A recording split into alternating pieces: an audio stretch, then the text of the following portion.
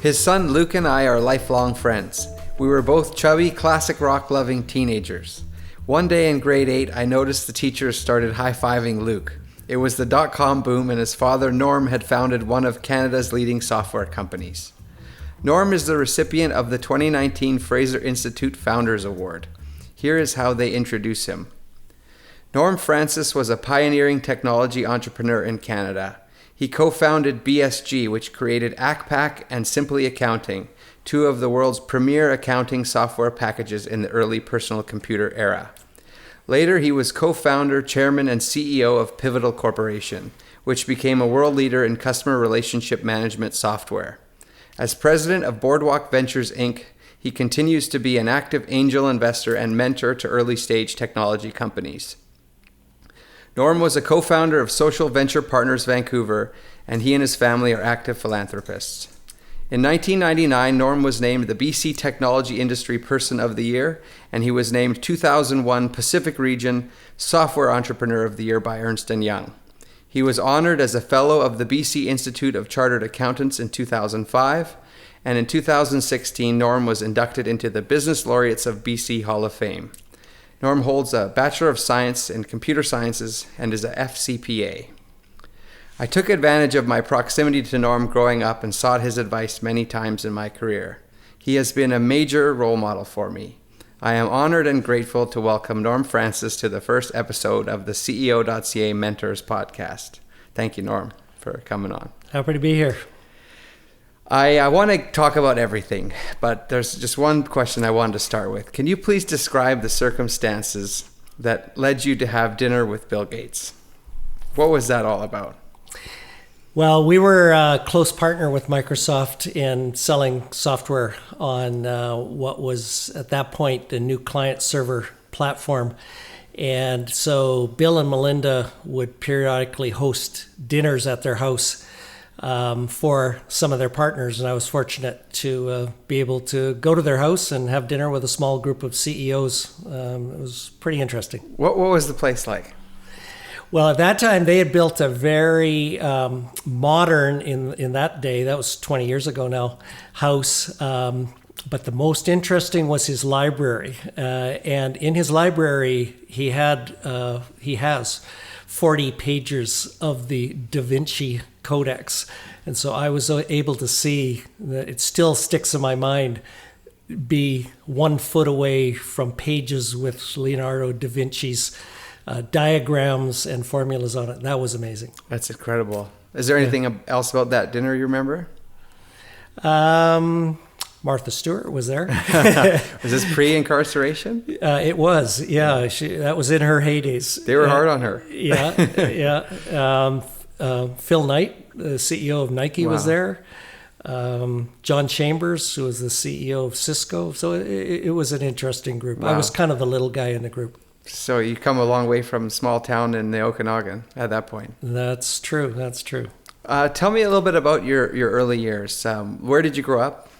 Grew up in Oliver in the South Okanagan when it was all fruit trees, before grapes, before the wine industry. Born there, went all the way through up to high school before I left there. So what was the population of Oliver at the time? Probably the whole surrounding area, under 1,000 people. Where do you think your ambition came from?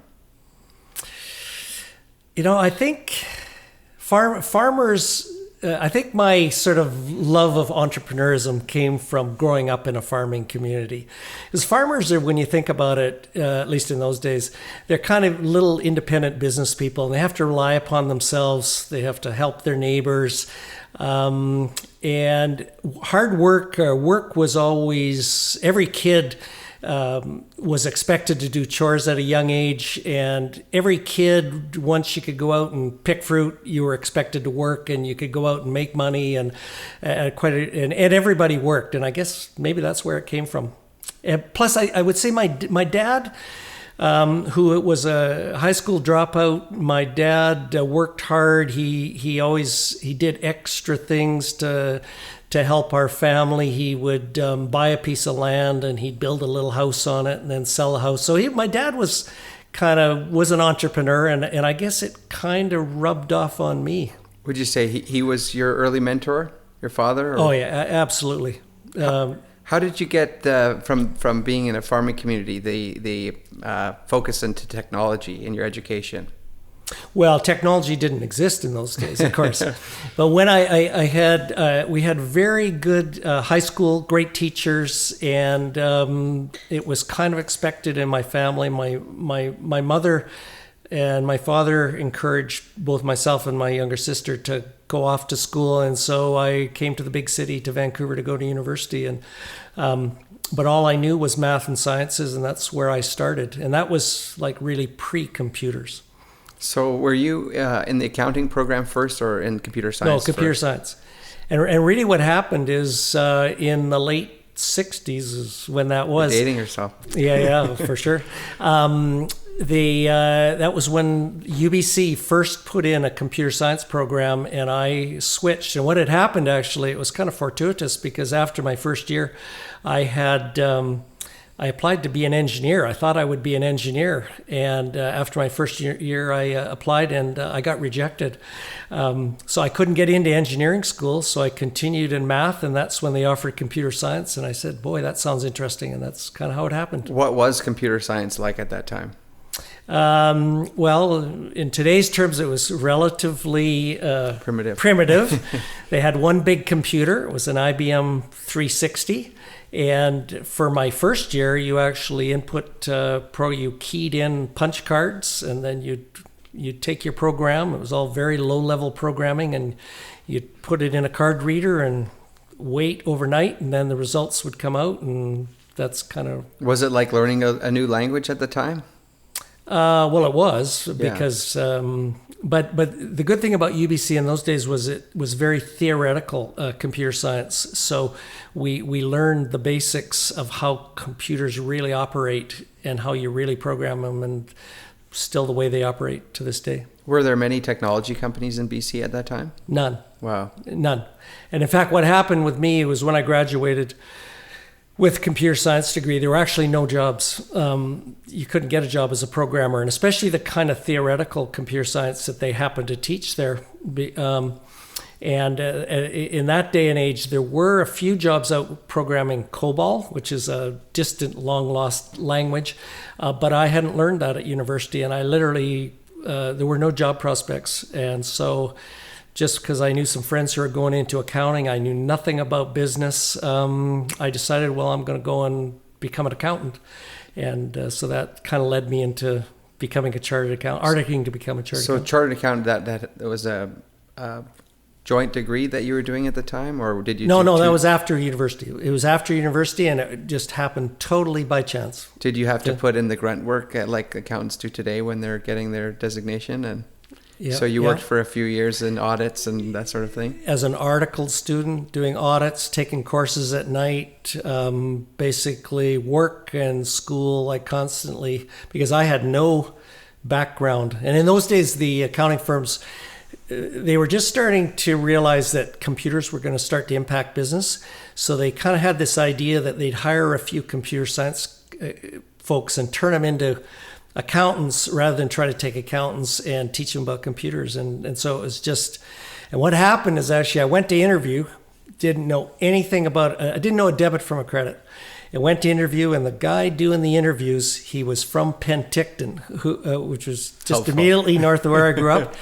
And he looked at my resume, and he says, "You're from Oliver." We talked about the Oliver and the Okanagan orchards through the interview, and lo and behold, they invited me back for a second interview, and kind of it changed that kind of one guy whose name was George Debrizet, kind of changed the trajectory of my career, actually. Absolutely. Yeah. And what good luck. So did you spend a few years working as an accountant, or? Yeah, I spent 6 years full time, and then again, somewhat fortuitously through, I had left, it was with Pete Marwick, now KPMG. And what happened is myself and another fellow started a small accounting firm doing small business books and tax advice and all that kind of stuff. And met a couple of guys who had started selling little computers called microcomputers in those days. This is in the late 70s. And through that, they had the idea, hey, maybe we could, businesses could do accounting on these things. And that's when we formed BSG and we developed ACCPAC. And it was kind of the marrying of early computers and accounting. So how long was the BSG experience for you guys? Were you involved for it? It started in the late 70s, and we sold the company in the mid 80s to an American company called Computer Associates, now known as CA Technologies. But the concept was just simply accounting software. Originally, it was accounting software, but we also ended up doing word processing software and a variety of other software because these little computers at that time. Oh, and what happened was in the early 80s, the IBM PC came out, and that changed the whole world of small computers. And IBM professionalized the business, and that's when things really took off. And you're in the perfect place at the perfect time. Right. Was there other accounting softwares at the time? Yeah, there was. One of the principal competitors was software out of North Dakota, of all places, called Great Plains Software, and that company was later acquired by Microsoft, and today that's what people would know as Microsoft Dynamics, and that came out of North Dakota. And the guy, Doug Burgum, who was the CEO, who became a friend of mine along the way as a friendly competitor, and he's now the governor of North Dakota. Wow. So how did you finance BSG? Was that through the accounting business on the side, or did you raise venture capital? We had other business interests on the side. We were doing some real estate deals and doing all kinds of stuff. And then we need to raise a little money, and we did a little tax shelter limited partnership. My uncle invested and a few other people we knew, and it was $25,000 units, $175,000 in total. Wow. Is how that started. How did the commercialization go? I mean, you started with building a product, and was it for yourselves initially? Well, but at that point, actually, we had a couple of arrangements down in California where we licensed it to some of the early microcomputer companies. A company called North Star we had a relationship with. Those companies are long gone now. They eventually went out of business, as the industry changed. And we actually also had a word processor called EasyWriter, which we licensed to a company down in Sausalito, and became quite successful for us. But later we just focused on accounting. What were some of the biggest lessons learned during that first software company building experience? Well, I think, again, somewhat fortuitously, we spent a lot of time in the Bay Area. Even though we were from Vancouver. And Vancouver in those days, if you went around and used the word software, in those days, people, you just kind of have a glazed sort of, like, what's software? But because of this relationship with these little computer companies down in the Bay Area, in those days, they actually weren't in what is now known as Silicon Valley. They were actually in the East Bay over by Berkeley, because a lot of the original people came out of those schools. And so I think we kind of had the early experiences in that U.S., what became Silicon Valley market.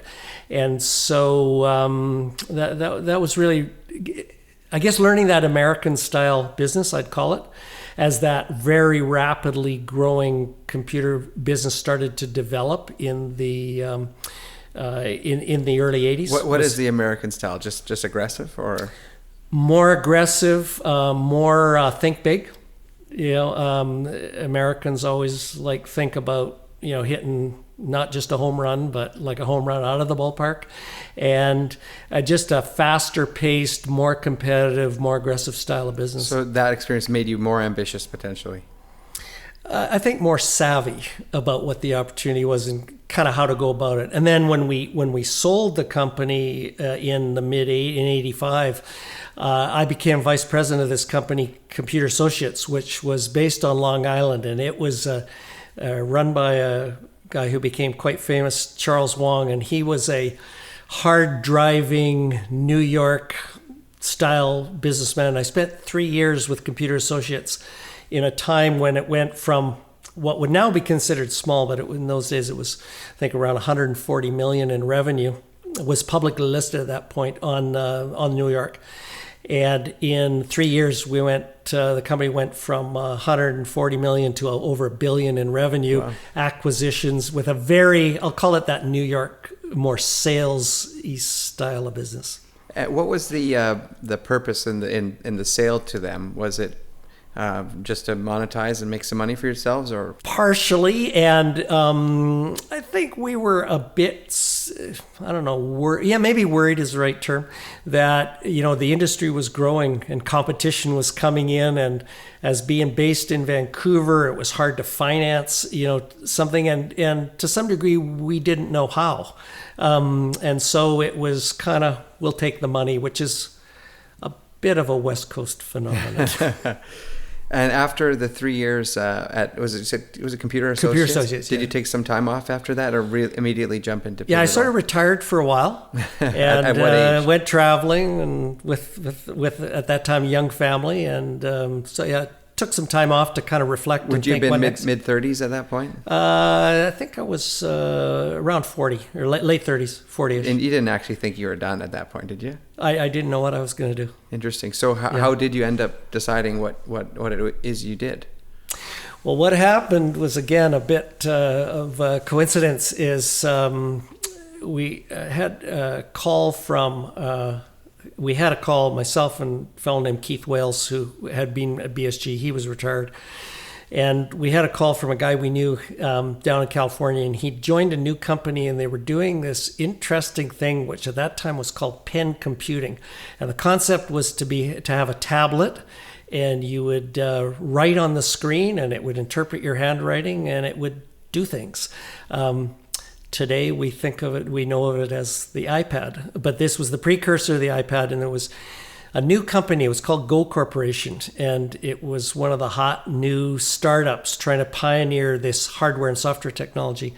And so the idea attracted us, and so one thing led to another, and Keith and I thought, well, we'll jump back into this. We started a little company. One of the engineers that had been at BSG joined us, and we formed a company called Pen Magic, and set off to develop applications that would work on this kind of new style of tablet. What was the year of the incorporation of Pen Magic? That was in like 91. Interesting. Early 90s, just before pre-internet. Was Wales your partner at BSG as well? Yes. So you had started the company together? Right. What was the dynamic of your partnership? Like, how did you divide responsibilities between you? Well, Keith was a deep technical guy. He had come out of UBC also. And so Keith kind of ran engineering, and I ran the business side. And because I had a computer science degree, I knew enough to be dangerous and sort of relate to engineers. And we did what often happens with a new company. We pulled in some of the guys that had worked with us before, top-notch engineers, and we just kind of did it all again. How did you capitalize Pen Magic? Keith and I, by that time, we had the money to capitalize it ourselves. Personally put some money in. And were there tablets at the time, or were you just hopeful that they existed? And that they were prototype. But your theory was that they were going to get a lot bigger, and that you'd be there in front of it at the time? Yeah. So and there was a lot of... It was kind of an interesting. It was easy to publicize too, because it kind of it was very innovative, and we would do these photo shoots sitting in boats with a tablet and writing on them, and at that point the technology was rapidly developing, but sort of still relatively primitive. But you could sense the market wanted it, and certainly the press liked it. It was an interesting idea that you could have a tablet and you could write on it, and it would do all kinds of things that you wanted to do, and then it would have a modem built into it, and it could transmit, and you could do email. It was an interesting idea that was ahead of its time, actually, as it turned out. Which applications were you focused on? Oh, we did a spreadsheet, which you could kind of think of it like you're writing on a spreadsheet, but it would do the kinds of things that you think of that a spreadsheet can do. And you could fold the paper on the screen, and we do in database and things that conceptually you could do on a personal computer, because personal computers were quite popular in those days, but you would be able to do it on a portable tablet. What was the hardware at that time? Like which tablets were in the market? Well, the whole idea was pioneered by a company called Go, which was a pure startup. and was heavily venture capital funded. They were in Silicon Valley, and they were doing the hardware and the software. But then other companies, there was a company called Grid. These companies are all long gone now. Where did the Palm Pilot come into picture? Around the same time, a little later actually, because what happened is the tablets, for a combination of the technology just didn't come together. The screens weren't good enough. The battery life wasn't good enough. Not enough processing power in the tablets. And that industry, it just kind of went flat. And at that point, the Palm Pilot, a guy named Jeff Hawkins had been in one of the early tablet companies, and he had the idea that, hey man, let's just make this simpler and we'll make a more simple device. And he developed that little sort of shorthand language that, and the Palm Pilot really restarted the handheld market. Was your company Pen Magic, was it slower to get traction than BSG was? Or did you? Yeah, because we never really could, because the industry never gelled. And, we would sell little bits of stuff, but essentially it was still at kind of beta testing, early stage. So after several years of doing this, everybody was running out of dough. There'd been hundreds of millions of dollars poured into the hardware companies. And we really just had to say, hey, this isn't going to happen. And so we sat there and said, well, should we wrap this up or should we do something else? It was literally like that. Was that pretty scary to walk away from the time and money that had gone into it? Yeah, it was disappointing. And we had lots of colleagues that it was like a community all trying to create this new technology. And actually there were some good lessons from it, because the people who were behind Go, they all, some of them went on to found Netscape. And many of the other famous companies, and I think it's actually Go Corp is a good lesson, and failure is not bad. It happens when you're pushing the envelope, trying to create something new. And many of those people went on to become key figures in the creation of the internet, key people at Google. And in fact, one of the fellows who became very well known after that, the CEO of Go, was a guy named Bill Campbell, and Bill Campbell. He has since passed the coach, and in fact, he became the coach of coaching the young CEOs of Google, and Bill's famous. And Steve Jobs and. Yep, and in fact, there's a very excellent book. Bill was a fabulous guy. I knew him quite well, and he was a fabulous guy, and became, in fact, a mentor to many of the really big, famous tech companies now. Wow. What was it about him that made him a great coach? Or, well, interestingly, the reason they called him a coach, he'd actually been a football coach, and he came from a sales background. He had been senior VP of sales at Apple in the early days, and he just had one of those infectious, positive personalities. Just a guy who everybody liked. He was just a really neat person. Was Pen Magic venture funded?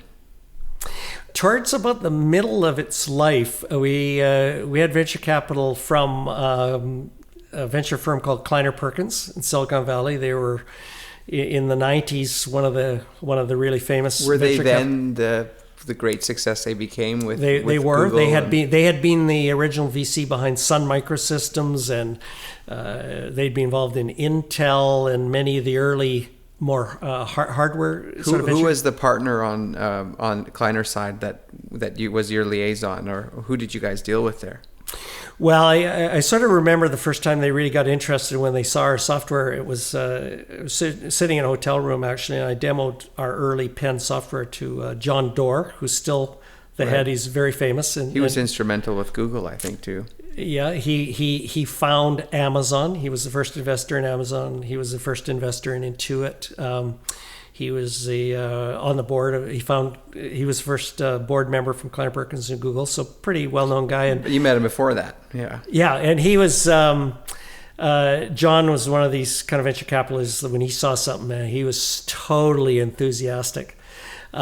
We were the first investment they did outside the U.S. Actually. These little guys in North Vancouver.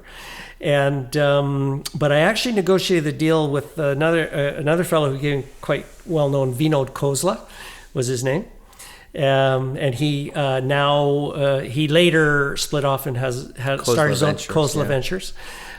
He and a fellow named Doug McKenzie, who was kind of his understudy, who eventually became on our board. That was really their heyday as a venture firm. What was their culture? What was so special about them then? Well, they had a group of 10 or a dozen really bright partners, and they went looking for new trends. They actually bombed out, of course, on the whole pen computing. They spent a lot of money on it, and it didn't work out. But fortunately, there were a few other things came along, like this young guy named Mark Andreessen, who walked in the door with this thing called a web browser out of university, and they thought, oh boy, we could maybe make a company out of that. That became Netscape, and that sort of pioneered the whole browser thing. I think they saw early trends, and they would bet on multiple companies and they saw the internet coming, and they saw the opportunity for e-commerce, I think, in particular, on the internet in the 90s. What did you learn about raising money through those processes? Well, I learned that you have to be a good pitch person, and you have to have, to deal with those people, you have to have super good technology, because they really want to know that you've got defendable technology. And so a great engineering team, a big market, potentially big market, because they don't do anything, they're not looking for singles or doubles. They're, looking for, as I said earlier, to not only hit home runs, but big home runs, Google and Amazon style home runs. Was it a big relief when they agreed to sign on and support you guys? Well, they did. But that was, keep in mind, that was in the pen days. And then that all kind of, as I referred to earlier, that kind of went flat. And we were sitting in a room, Keith, myself, and Doug McKenzie on the board, just the board of three, and said, this isn't going to work. What are we going to do? Do we just take the money that's in the bank account and shut her down? Or what do we do? So we kind of brainstormed, and we had an idea. We did a complete 180 and decided we would do enterprise software. And we kind of had some ideas about this area, which at that time was called sales automation. And we thought, well, we could broaden this and do client server, because Microsoft was doing this new thing called Microsoft NT and SQL Server. And so we made the decision to, we went back to the drawing board, spent a year developing a prototype. And to their credit, Kleiner Perkins stuck with us the whole time. Keith and I decided we wouldn't just wrap up the company and do that in a new company. We did what we thought was the honorable thing, and we restarted it. We ended up doing a down round. Once we had the prototype, we did a down round with with an additional venture capital firm. And I think Kleiner Perkins appreciated that we didn't just sort of dump them and start the new business in a new company kind of thing. Was that about mid-90s, 95, something like that? Yeah, it was it was 94 actually, I think. So yeah. The concept for the new product, was that coming from customers, or did you guys have a vision, or? It's just, I guess, our knowledge of business and some colleagues who kind of were in the sales automation area, and we thought, gee, we can do this in a much better way. I guess similarly to when we did accounting software, we thought, wow, we can do this in a different way, and we can disrupt this market. We can come out with something which is fresh and novel and sort of innovative, and so that's kind of how it happened. How quickly did you get traction? It took us a couple of years to develop the product and get those early beta customers and do a lot of evangelizing about how this could help their business. And then it started to take off, and we went from basically no revenue to 100 million plus US revenue and 20 plus offices around the world. We did that in 5 years flat, just wow. about. And public on the NASDAQ at that point. What was the impetus to go public? Well, once you have professional investors, venture capital in the firm, and you've attracted a lot of employees, and you keep them with options, you have to have a liquidity event. And in those days, it was the heydays of the .com era. And what was it like being a public company CEO?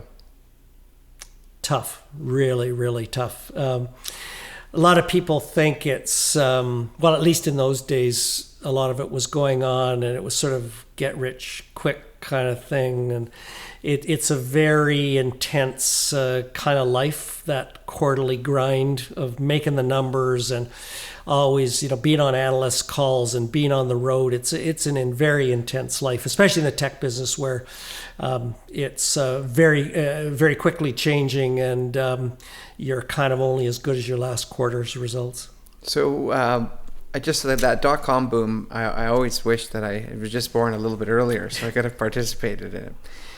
What was it? Were you so focused on Pivotal that you didn't really pay too much attention to what else was going on? I'm just wondering, what did it feel like watching this tidal wave of capital and questionable ventures get funded? Like, what were you thinking?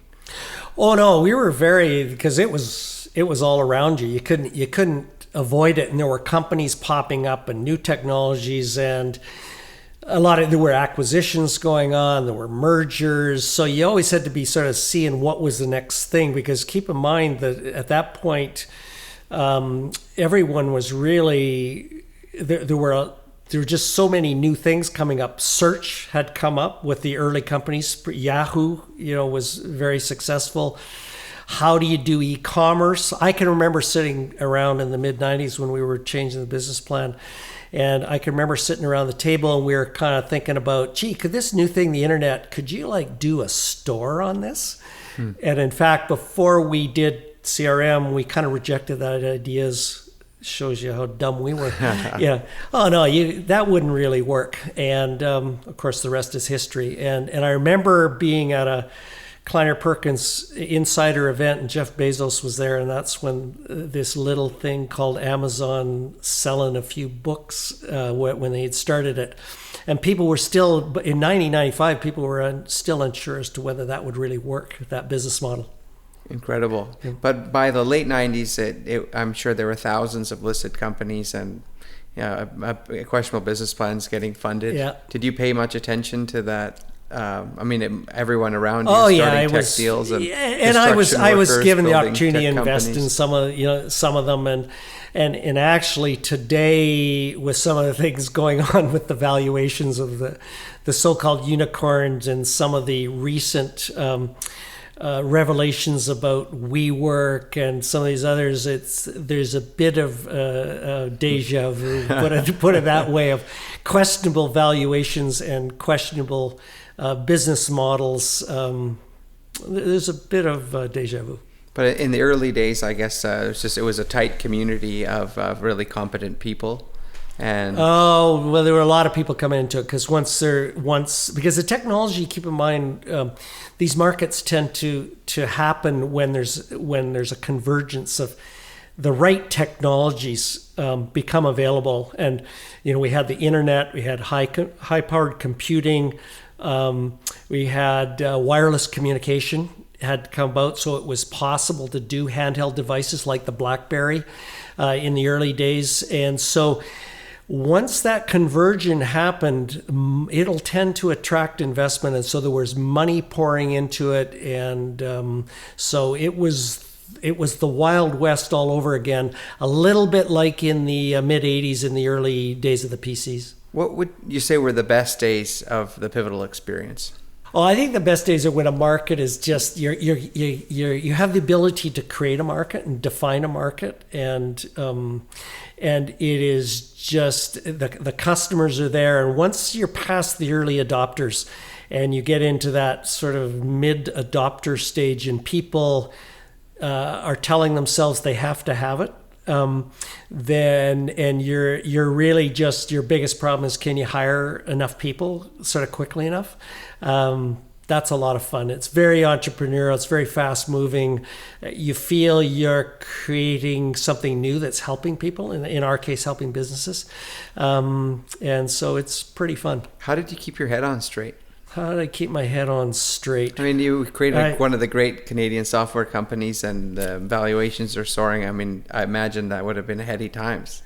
It was, and we're getting all kinds of company awards, fastest growing this, fastest growing to that, and yeah, it can kind of get to you, and in a bad way. I guess having grown up in a small farming town, I like to think of myself as being a pretty normal person. I didn't change my friends. I still hung around with the same people. I didn't, I had family, still doing like normal stuff. And I guess that kind of kept me grounded to a certain degree. What was the success? What did it feel like? And was there anything that you did, anything fun that you did at first to celebrate, or? Oh, I think you always go out and buy yourself, kind of reward yourself with your first, watch that costs $5,000, or your sort of first I'm thinking decent the SL500 car. you used to drive. your first decent car kind of thing. So yeah, you do reward yourself a little bit, I think. Were there any big regrets of the experience in Pivotal? I would say one of my regrets is we probably grew too quickly. I think we got wound up a bit too much in the go, and that's just because it's all around you. The grow at all costs, and I think probably there were a few instances where I felt, I take responsibility as CEO, maybe you drop the bar a little bit on things like hiring, and you maybe drop the bar on not sort of reinforcing culture as consistently, and it's really difficult when you got offices all over the place and you're hiring people, and we did a number of acquisitions to kind of hold all that together and have it sort of consistent. What do you think were the toughest days? Well, the toughest days were right after 9/11, because the market had started to flatten through early 2001 throughout the whole software space, the whole industry, and the whole .com was just booming at that time. But you could sort of sense the winds were blowing in a different direction, and then when the planes flew into the tower on 9/11, the towers. Everything went on hold because no one knew where the world was going to go. And so all the buying, everything, all capital acquisitions in our potential customers, it all went on hold. And we had to downsize, and that was tough. Could you see by that time, actually, I had retired as CEO. I was still chairman of the board, but I had retired I had no operating sort of capacity, but I was still the chair of the board, and obviously I'd been a co-founder, so I felt a lot of responsibility, and so our numbers flattened. We had to downsize, and that was tough, real tough. Could you feel that immediately when you watched cable and saw this horrific scene on TV? Did you knew that would happen in the market? Well, I don't think the next day, but within as the feedback started to come from the sales force, within a week, all appointments were being canceled. Everything was on hold, and interestingly, we were on a calendar year end, and so September 30th was a year end, and a quarter end, and that was the start of some sort of challenging times. What was the ultimate outcome for Pivotal? It was acquired later. It was acquired later. Yeah. At that point, I was still chair of the board, and it was acquired, merged into another company, merged with other companies, as often happens. And we had a number of, prior to that, we had a number of merger and acquisition opportunities, which we had not gone forward with. So it was kind of, there was a lot of deal making going on, mergers of different companies. And in the 15 odd years since, what have you been up to? Well, I call myself a retired guy, although my wife would sort of question that. I took quite a bit of time out just to enjoy life and travel and find the sun and go and ride bike and ski and do things like that. Yeah, attempt at golf. And then I got back into doing more. I was on a few boards, but then I got all away from doing all that. And I turned actually right in 2001, I turned myself to more community giving back, and helped found an organization called Social Venture Partners Vancouver, which uses a engaged philanthropy model, sometimes called venture philanthropy. And I got a lot of satisfaction out of that, where we all kind of put in money and time and donate it we try to find early stage nonprofits and we'll take a risk on them and help them with their mission, whatever it might be. And so I spent a lot of time with that. Which would you say were the most satisfying projects that you worked on with BC Social Venture Partners? Well, I'm very proud of recognizing and being involved with an organization called Take a Hike, which has flourished in Vancouver and throughout BC, and they help get kids who are out of school and on the street and doing drugs and get them back into school. Often these kids have had, teenagers have had no chance in life, maybe from foster homes, etc., and they get them back into school with a very high-touch program, get them through school and kind of try to change the course of their life. And that's been a great project. It's a great organization. One called Kids Safe that helps kids in the East Side, with the after-school program. Another one I'm very proud of, one-to-one literacy that uses a volunteer model to help disadvantaged kids who are falling behind in reading in schools, and is now throughout BC. And it mobilizes volunteers such as retired people to go in and read to little kids to help them keep up with their reading. I'm real proud of that one. YoBro, which is a program down in Surrey, tries to started with trying to keep young men, teenagers out of gangs and going down the wrong path in life, and now actually has a program for teenage girls too, trying to keep them out of the sex trade and all that kind of stuff, and run by a great guy, Joe Calandino, whose story is well known as an ex-Hells Angel. And you're just coming from lunch with Joe, aren't you? Yeah, and he's a great guy, and I'm proud to know him as a guy who came back from being a bad guy and now is out there helping thousands of kids. So it's been enjoyable for me kind of doing that. Giving back a bit. Yeah. I know you probably don't like the label angel investor and don't appreciate too much solicitation, but I'm wondering, how do you decide to get involved with ventures today? Because you do from time to time. Yeah. Well, usually they're introduced to me by colleagues. There are many around both our Vancouver and Silicon Valley and throughout North America. There are these loose networks of people who have typically been successful investors, or they come from the tech business, they're retired from the tech business often. And I'll get a phone call and somebody will say, hey, I met this great entrepreneur, I'm going to invest in this deal. They've done a lot of due diligence, and kind of then these loose networks kind of will put together a tranche of money and back a young entrepreneur, typically young entrepreneur, with a new idea. And most of these angels have made and lost money, and they know how to take risks. And I usually go by intuition, both about the product or whatever they're doing, and usually about the person. You always get to know the founders? Oh, yeah, always. Yeah. What expectations do you have of the founders that you invest in? Just honesty, integrity, be straight up with the business plan or whatever their idea is. It'll never go according to the way you think you're going to go. Be straight up with your investors. There will be potholes in the road. And just look for somebody who's really trying to do something truly different. There's a lot of Me Too ideas out there.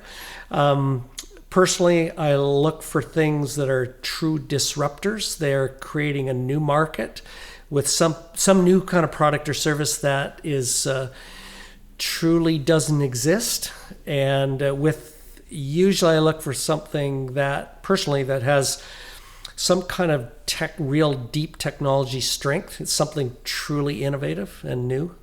What do you think are common mistakes that founders make? They they try to compete against things that sort of already exist, and they think they can, with a few extra features, that they can go in and compete against something that already exists.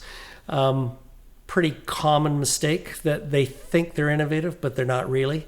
I think founders often don't gather enough expertise around them. And I always tell young entrepreneurs in particular to go out and be a bit gutsy about making phone calls, cold calling people and say, hey, could I have coffee with you and solicit your advice, people that maybe they read about that can help them, and get a group of advisors who can kind of challenge your ideas. Do you think that ordinary investors should participate in venture capital? And if so, how? Well, I think that I don't know what you mean by ordinary investor, but just like a regular mom and pop people or young people. I don't think so. Very sexy. I don't think so. The only way I'd recommend doing it is there are, I guess, a few ways to do it through a fund where professionals are doing the venture or seed investing. If you can, that's the only way I'd recommend doing it, where people who know what they're doing, you can get exposure to it. And I don't think people should invest much more than maybe 5% or 10% of their investable assets in something like that. Do you follow that formula yourself? Yeah, absolutely. Smart. Yeah, absolutely. Okay, so let's assume you're you're starting over and you're ambitious. Like, what do you think are the best strategies for building wealth in a career, if it's not investing in venture companies? I'm a bit old-fashioned. I don't believe in quick money. I believe that you kind of have to put in the hard labor, starting at the bottom, so to speak. And so I think developing good, I assume we're talking about business here, of start at the bottom, work your way up by earning it, and sort of build the right sort of skills before you kind of get into the riskier, make money quick kind of thing. But ultimately, do you think building business is the best way to build wealth? Oh yeah, I do. Yeah, I'm a free enterprise, small business oriented. I think it's the lifeblood of our country. It's the lifeblood of the U.S. economy, and we need more of it. In our country. And so, but it's tough. It's really tough. And a lot of people don't realize how tough it is. And I think it's important for people to really understand themselves, and are they willing to go through that pain of sort of starting a business, knowing that a high percentage of, small businesses fail. We all know that. And be prepared for, I guess, the heartache that comes along with some of the success, and it's tough. How did you personally manage the heartache in your own business ventures? Oh, I think I'm just naturally a risk taker. I guess my comments earlier about growing up on a farm. I guess I'm a relatively independent person. I sort of have confidence. I think I've had confidence in myself, and I'm not afraid to take risks. I understand that failure will happen, and that you can pick yourself up from failure. And if you are that kind of person, then you should go for it. How did you manage stress? When I could, try to get out and exercise and try to take the weekends off. And in my career, it was easier to do because you didn't have things like cell phones didn't exist, and email wasn't as common, and kind of the instant communication that we have with something like text messaging today. It was easier to turn off the business. Early on in my career, there weren't even portable computers, so you couldn't even take your computer home. So it was easier to maybe get away from it, take the weekend, go to Whistler, go skiing, that kind of thing. And I think it's a real problem today, and I'm a bit of a technology addict myself, and it is very tough to turn off the cell phone and put it aside. And I think it's a real challenge to have a balance, in kind of between work and kind of how you manage your life. I remember vividly in the entrepreneurship class that you spoke to when we were teenagers, you said, I think that the most solid business education you can get is in the chartered accountant program. And you also were really strong on computer science. And you were talking your book at that time. Do you still feel that's the best education to pursue today? Well, I'm biased, so technology certainly has invaded every part of our life, right? your home runs off technology, your cars technology, airplanes technology, medicines technology. Technology is everywhere, and software. Again, my career was just totally fortuitous, as I've described, but software and related technologies are everywhere, and that will continue, into the future. So, and whether that's you become a graphic designer to design the interface on an automobile, or to design a website, or whether you're a musician because music's kind of part of it, technology will be pervasive in the future, even more pervasive as it is now. So certainly something related to technology I would certainly encourage. Are there subsets of technology that you think are the most promising or exciting to be involved in these days? Well, I'd say probably the most exciting, which has been around for a long time, but is now coming into prominence, is machine learning, sometimes referred to as artificial intelligence. We now have computing power and storage and data that we can actually use software to actually make decisions and to understand patterns in data, for example, that humans are not capable of. It's probably the most interesting area. It kind of leads into robotics, self-driving cars, many others. It's a hot topic. That's probably one of the most interesting areas. Do you follow the quantum computing story? Oh, yeah. Could you explain it? Good luck. Well, I was an early investor in a company called D-Wave, which still waiting for your money back, right? Just waiting for my money back, and wrote one of the first checks to D-Wave almost 20 years ago. Wow. Again, based on meeting a very interesting guy, Jordy Rose, who's still around town, who's got a new robotics company.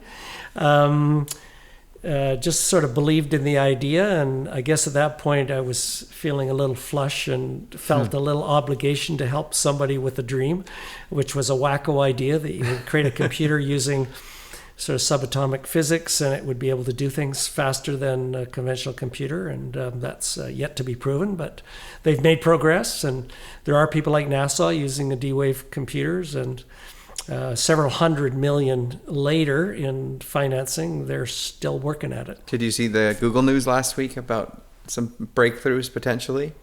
Well, there's a lot of different ways a lot of different technologies are called quantum computing, and yeah, there's a lot of competing technologies, but it's probably one of those things that we'll look back and say, yeah, it really did happen. How do you choose mentees? Like, who is worth your time, and how does this relationship evolve from a mentor's perspective? It usually always happens because someone knows me and they say, hey, would you have coffee with somebody? And it usually always happens through somebody I know, and they're trying to give advice to somebody. They say, hey, I know some guy who knows about whatever, what I know about, which is software, and say how to build a company. And so it's usually somebody refers, and I'll always do it for a friend. And then what happens now, I've been around so long that often now it's some friend of mine who's my age, my vintage, says, hey, my son or my daughter. And so now I'm kind of meeting all these, they're all the kids who are same age as my children. Is that satisfying for you? Yeah, I enjoy it. Where do you think the best business ideas come from?